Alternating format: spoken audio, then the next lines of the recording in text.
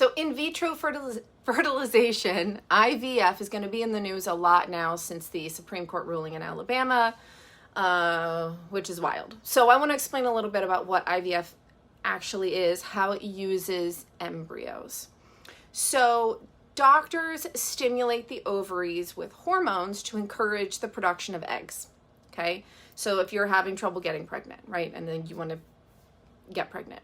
So then they have a procedure where they're going to retrieve the eggs from the ovaries, and it's a very delicate procedure.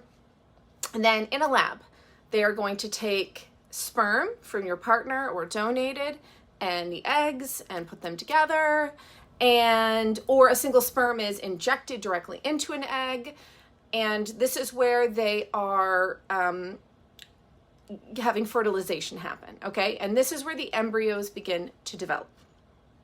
Now at this point, this is a cluster of cells.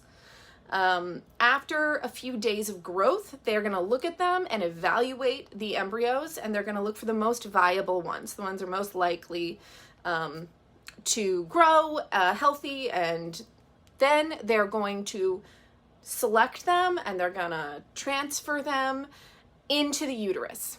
Okay, so this is where they are hoping and waiting for pregnancy.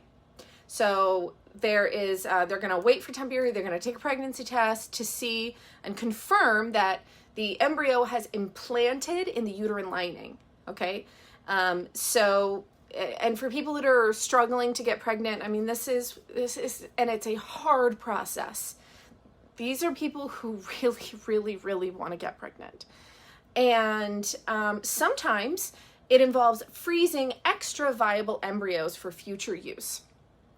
And this can be in case they want to expand family later on, and this is their only option, IVF is their only option, or in case the first transfer doesn't actually result in a pregnancy, which happens. So IVF uses embryos by creating them in a lab and then transferring them to the uterus to hope to get a pregnancy started. And for people who are struggling to get pregnant, this is, I don't want to say godsend, but I mean, this is a huge deal. It is expensive to go through this. It is emotional to go through this. It's hard on your body. So to take away people's ability to get pregnant. And for many people, IVF really is the only way to get pregnant. It's a shame. It's a real shame. And I also just think it's going to get wild to see the implications of calling embryos children.